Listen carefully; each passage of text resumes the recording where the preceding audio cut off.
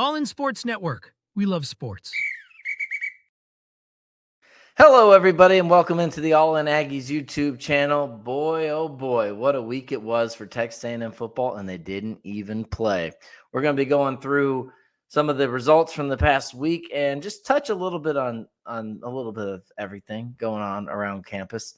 Happy Veterans Day, by the way, especially those of you who have served or have loved ones who have done so. We appreciate the service. My granddad, Gene, shout out to him. He's a U.S. Marine. I can't remember exactly when he served, but it was back in the 50s, I want to say. So shout out to everyone who has represented our country and fought for our freedom so we can do the fun stuff that we get to do on a daily basis. We are back.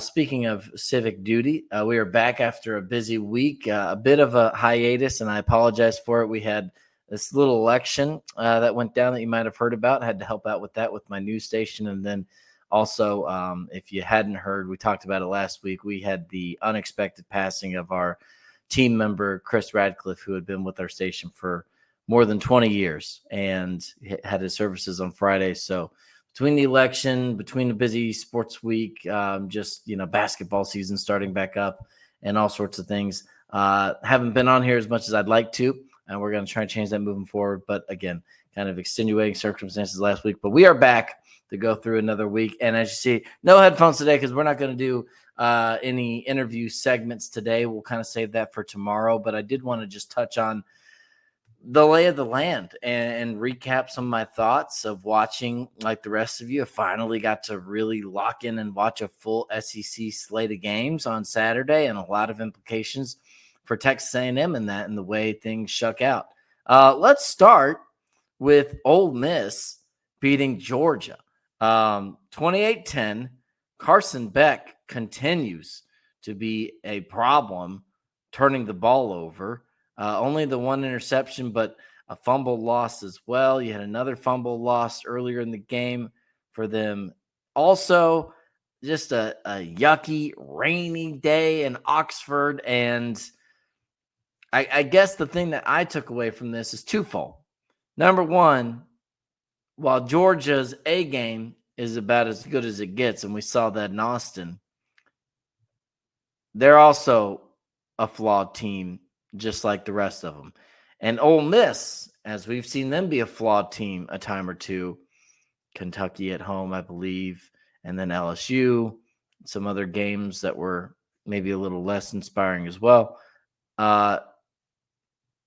They're still not to be messed with. Between what they can do on the defensive line and Jackson Dart, Ulysses Bentley, the fourth. I remember watching him back at SMU back in the day. Their receivers, they're without Trey. They're doing all this without Trey Watkins. A lot of it, like, scary to think about what they could do, what they could become. That would not be a team I would look forward. I'm not saying A&M, I'm just saying anybody. If I was a coach, I would not look forward to playing Ole Miss. I do think something about being at the Grove and being at home, especially in those circumstances, helped them. I think if you're just talking about a neutral site, that helps. But what I was going to get to was I think they knew their backs were up against the wall, and this was really the last hurdle they had to clear to have a clear path to the SEC championship game, to the playoffs, everything else. Because now they go to Florida after a week off, mind you, and then they play Mississippi State at home. This was the last signature game on the schedule for them to take care of their business, and then really from there be, I don't want to say guaranteed, but be in a pretty good spot to make the playoff and maybe even the SEC championship game. And this kind of goes back to not just what they did against Georgia, but especially what they did against Arkansas the week before. That was a high-powered performance. And I don't know. It was really eye-opening again for a couple of reasons. Georgia, I think Georgia's got to figure out something, man. Carson Beck is not it. Like, you've stomached the interceptions and the turnovers all year long, but and Trevor Etienne has not, and it's not even on him, but just the run game has not panned out to be Georgia dominant. If you're going to go through it with Carson Beck, he has not proven to be overly reliable. They can still have their clutch moments, as they did, after the overturn, interception, then the touchdown for Texas. It's, I think, an 8-point game on the road. They come up with a huge drive to go all the way down and kind of reestablish themselves. So it's still in there, but and their defense can be disruptive. But I think Georgia, now I'll say Georgia too, they've been on the road for some of these games, some of these losses, obviously at Alabama, the Texas win. They've had a tough schedule, but I don't know, just something feels off about the Dogs this year. And I think Ole Miss, as much as they exposed it, they exposed how good of a team they are themselves, or just reminded people of that.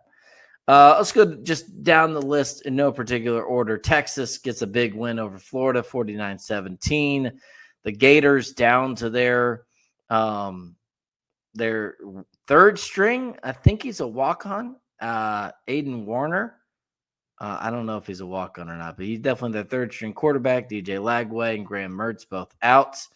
Sarkisian is back with his wife, apparently. Just a little, a little TMZ on the side there. Things seem like they are resettling in Austin. Vibes are high for the Longhorns. Quinn Ewers, 333, 5 touchdowns. They run the ball for 210. Florida runs the ball for 197, but they can't really throw efficiently at all. Only 132 through the air with 2 picks. They're running double, triple, reverse jet sweeps. They're breaking out their bag of tricks. Didn't take much from this game in the sense that it's hard to gauge where Florida is right now. I think Texas handled their business, and you give them credit for doing that because, especially in a season like this, there's a lot to be said about just handling your business and doing what you're expected to do and doing what you're supposed to do, quote unquote. And they did. So you got to give them credit. I do. 49-17 the rest of the way for them. They've got a game at Arkansas, which I think is going to be 11 a.m. That could be a sneaky, tricky game for them, just because I think Arkansas, now they have not played very well lately, but, we talked about it when the Aggies played them. They've got enough dynamic playmaking in there to be kind of dangerous on their best day, right? But they're too inconsistent. That's the thing we said. We said literally, we talked about Arkansas for A&M. We said they're kind of like a boom or bust team play every single play. So if they get boom, boom, boom, boom, boom, and they're rolling, look out. But if they, wobble a little bit, or they turn the ball over, or they give up too many sacks, then they could be a problem for them. They're coming off a bye, and they've got Ole Miss, or they played Ole Miss. They got destroyed by Ole Miss. We just talked about that. But then they put up 58 against Mississippi State, lackluster against LSU, but then which kind of led to some of the hype around the Tigers with how they looked in that game. But then just before that, they beat Tennessee and they played A&M close. So I don't really know what's going to happen. And in a world where weird things seem to be happening, Texas is 16.5-point favorite right now. That's maybe a little too close for me just because of the unpredictability of it. Wouldn't be shocked if Texas covered, but also wouldn't be shocked if weird stuff happens and you get on the road and you get them believing, because they're going to be playing kind of with nothing to lose the rest of the way. So that could be a tricky game. Then they've got Kentucky at home. Texas does. Kentucky, we'll see if they can get back to form where they were playing Georgia close and where they were playing, beating Ole Miss. That seems to have been a different life for them. I know Brock Vandergrift's been dealing with some injuries for them at quarterback, but if Texas can get through those games, they'll be coming into Kyle Field at 10-1 with a chance to go to the SEC championship game, probably clinch a spot in the playoff at that point with a win over A&M. But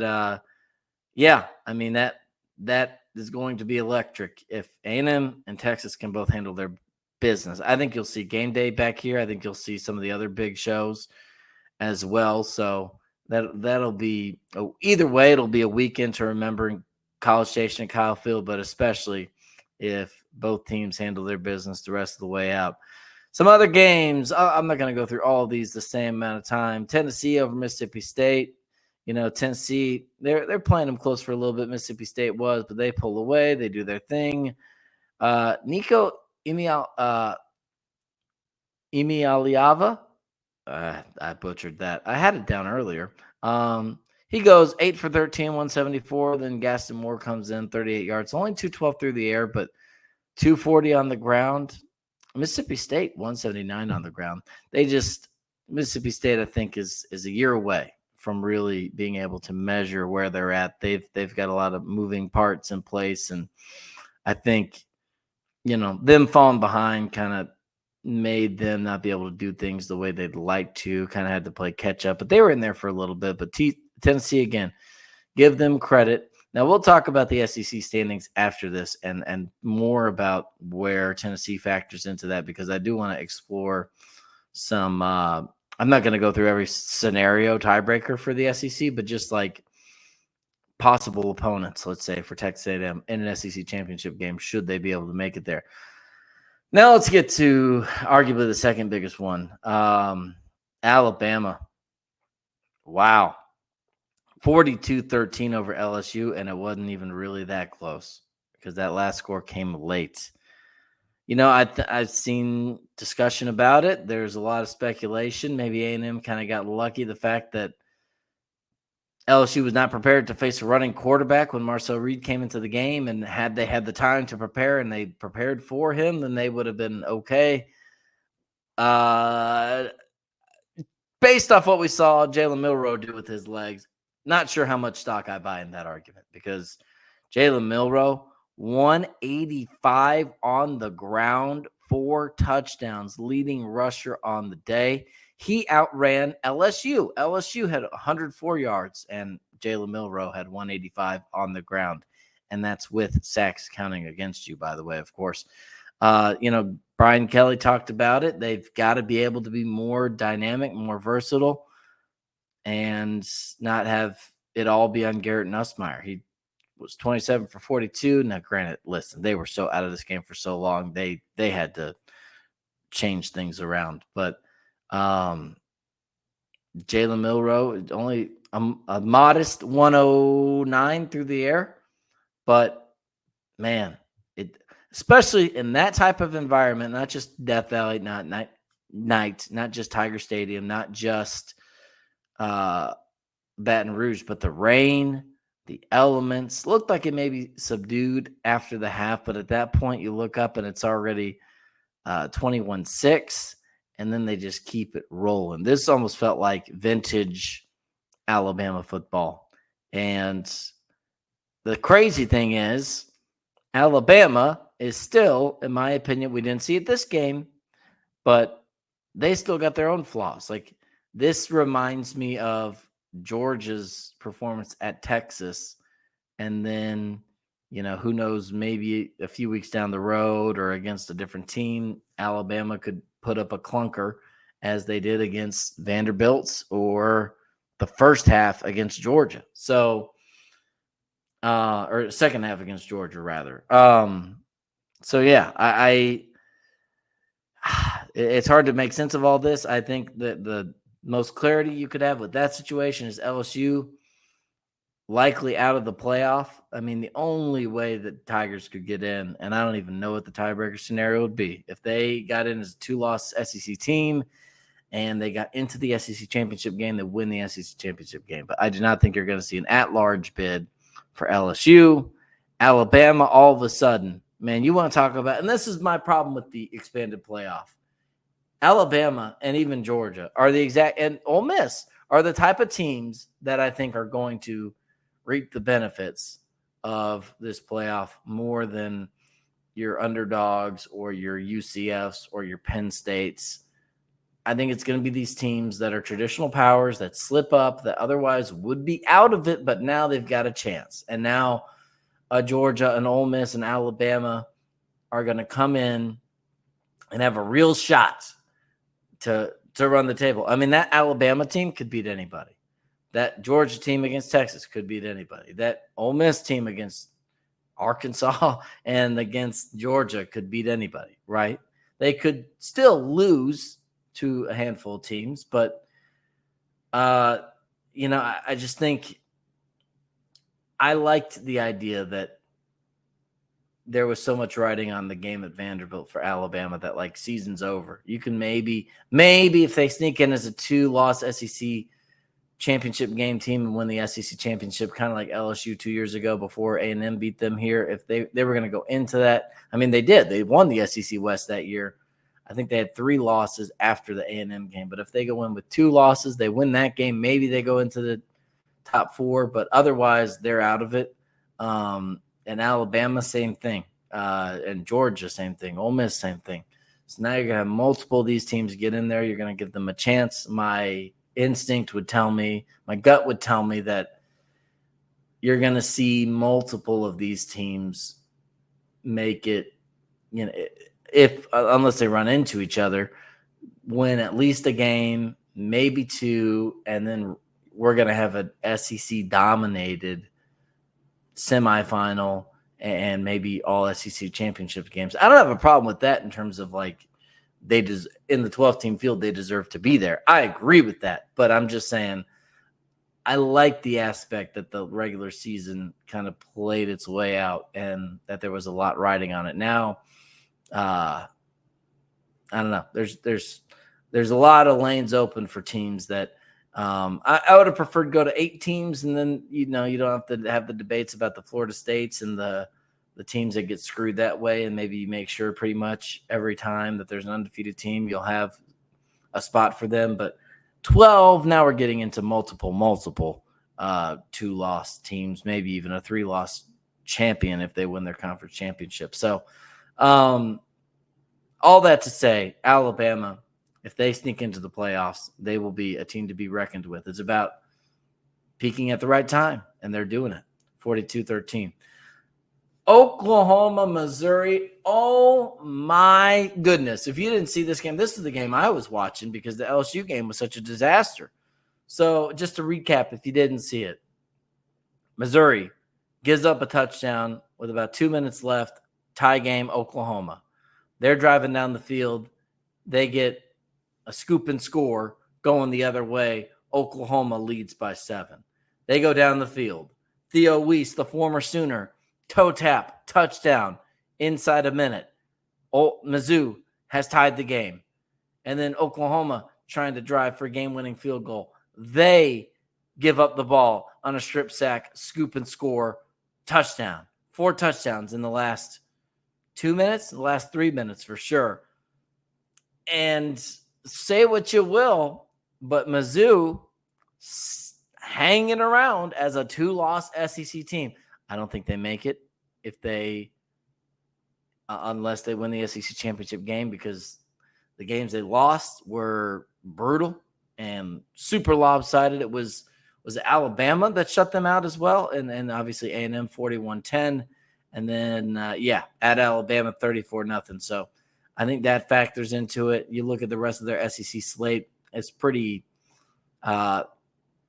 I say it's been manageable to this point, but between the A&M game and then at Alabama, squeaked by Oklahoma. Now you've got at South Carolina, the team we'll get to next, at Mississippi State, home against Arkansas.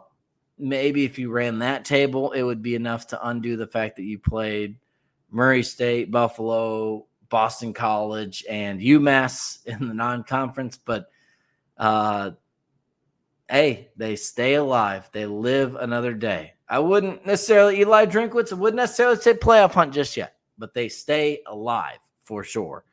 And then lastly, South Carolina beats up on Vanderbilt 28-7. Man, you just think a couple things from South Carolina.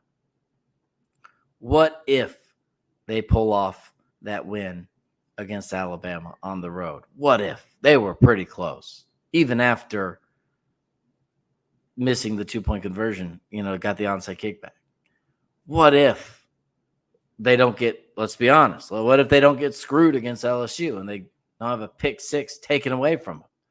and they win that game. And then you're talking about a 2-loss South Carolina team, which would be 5-2 in the SEC right now. Listen, I know I caught some flack, understandably so, and we went through it. If you want to go watch my justification for it after, I was very confident for A&M heading into the South Carolina game. I will say this again in my defense. There were a number of things you saw in that game that you saw with their game against Vanderbilt as well to some extent that were uncharacteristically positive for them. Now, you could have said it was due. It was coming, like they were revving up to that, and you should have been able to see the signs. That is fair enough, but I think there was enough signs there to say, to be skeptical. If I was a South Carolina fan, I would have been skeptical too. I mean, Lenore Sellers still has, pulling up his stats now, 1,450 passing yards. Now, I know he got hurt, but 9 touchdowns, 4 interceptions on the year. Okay.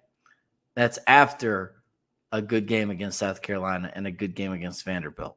A good game against A&M and a good game against Vanderbilt. Now, where he's really turned it on is what he's doing with his legs. I know he's always been a mobile threat, but remember, the thing that made me confident going into South Carolina for A&M is they had one of the worst offensive lines in terms of allowing sacks in the country. I think it was them in Oklahoma, the worst in the country. And then A&M goes in there, gets nothing. And then Sellers has a season-best performance passing through the air against A&M and follows it up this past week against Vanderbilt with a very similar performance. Not quite as dynamic on the ground, 38 yards rushing on the ground against Vanderbilt, 238 through the air. He had 244 against A&M, 238 earlier in the year against Alabama. Again, I'm thinking that's like the high water mark, but then you've got plenty of games in here where you've got, 113 against LSU. We got hurt, but you've got 162 against Ole Miss. They look awful. 175 against Oklahoma. Point is, it's been a little wishy-washy in terms of his production.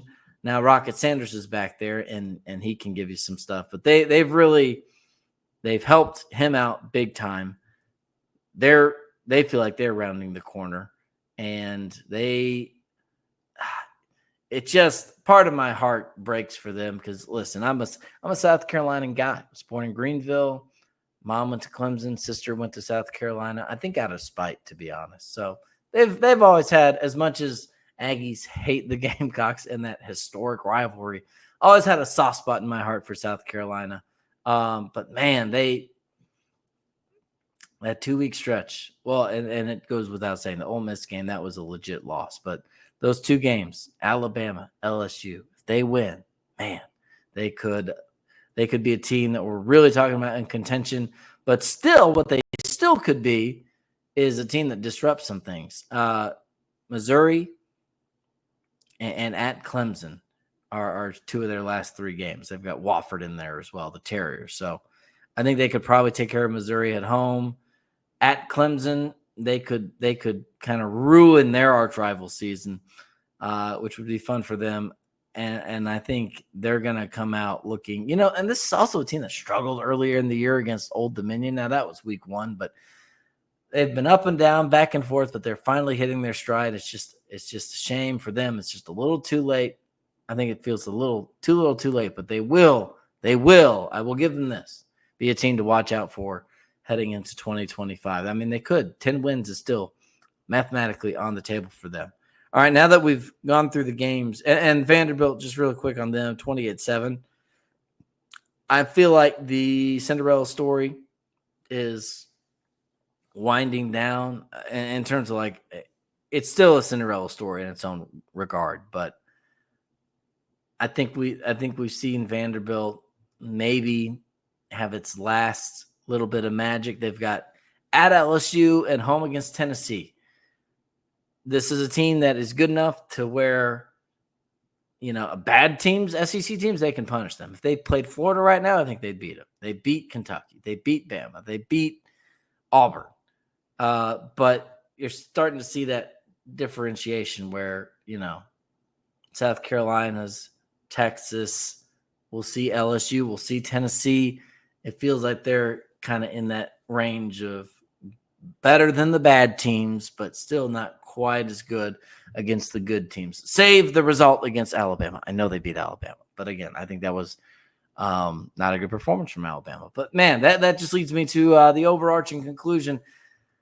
Nothing is set in stone for the SEC, just in terms of prognosticating. All right, looking at the standings right now, A&M and Tennessee are both 5-1. If they win out, they're in Atlanta. Tennessee has to play Vanderbilt at the end of the year, which, again, that could be a tricky game. So I'm not trying to overstate that. They've got to play at Georgia. That is going to be a game that really decides a lot of things. I think that will determine if we have peak chaos, because if they can beat Georgia, then they play UTEP, and then you just have to have them beat out Vanderbilt, and they're in the championship game. So really their season sort of feels on the line. I don't know. They might be able to sneak in the playoff with 2 losses if your only 2 losses are to Georgia and a close one at Arkansas. Probably need Arkansas to look a little bit better, but they've got a path. Now they're at Athens. That'll be tough. And then A&M wins. If they win at Auburn and Texas, they control their own destiny. So you could see A&M, Tennessee, Omaha 2.0 in the SEC championship game. It's going to come down to the Texas game. Texas is the only other 1-loss team. So Texas controls their own destiny as well. But if you have Texas beat A&M or Georgia beat Tennessee, you will have a 1-loss team in there with an absolute mess of 2-loss teams behind them. The potential 2-loss teams behind either Tennessee or A&M would be, and some of these are different scenarios. Just bear with me. For example, Georgia, if they lose to Tennessee, they're not a 2-loss team, but if they win Tennessee, they are. So but all combined, teams that have 1 or 2 losses right now, you've got Tennessee, A&M, Texas, Georgia, Ole Miss, Alabama, Mizzou, LSU. Whew. I don't even want to begin to think about what that will look like until we get a little bit closer and figure out some of these results. The other thing that's tricky with that is, like, we won't even get a lot of answers this week, because this week is the week for most teams where they're playing the New Mexico States of the world, or the, Akrons of the world, Chattanoogas.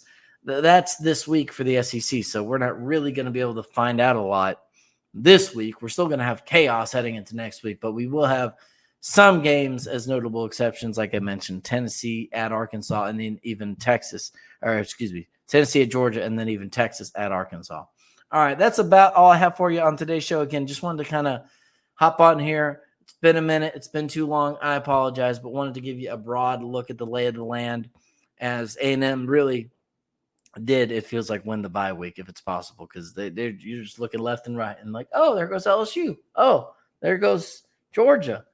Okay. Could A&M beat either of those teams? Maybe, but I also wouldn't want to play a Georgia. I think it's preferable to see them fall out. The only other thing I guess you could hope for chaos was like, oh, there goes Tennessee, but they hold on.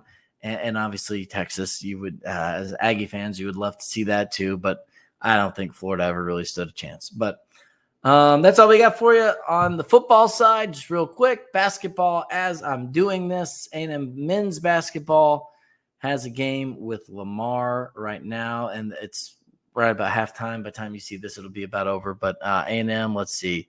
Yeah, they're going to win the game up 50-29 at the half against Lamar.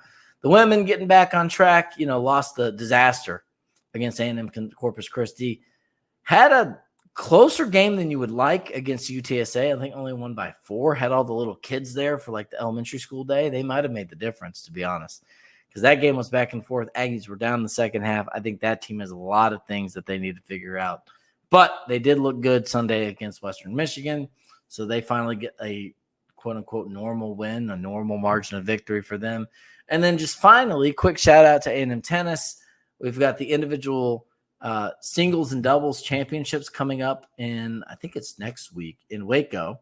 And on the women's side, home of the national champion, Texas A&M women's tennis team, you're going to have 3 players competing in the singles bracket. You're going to have Mary Stoyana, who just not too long ago got announced as the number 1 seed in the tournament, 64 players in the tournament. So she's going to be the number 1 overall seed. Nicole Kieran, who was the lady who clinched the team championship for A&M last year against Georgia.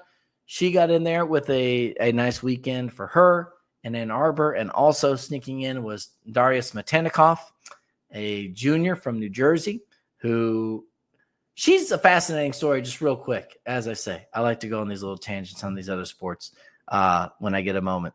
She's a young lady who did not play, my understanding, did not play competitive tennis until much later in the process relative to her peers.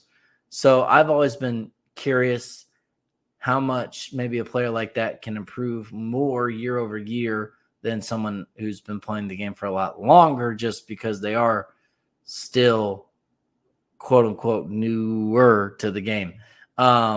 She's still been playing for years. I don't want to overstate it, but good to see her kind of get back in rhythm. She fell out of the lineup last year when Carson Branstein returned. So if she can get back in there, and you still got Mia Kupris, Luciana Perez, Jeanette Mireles, they were all part of that national championship team.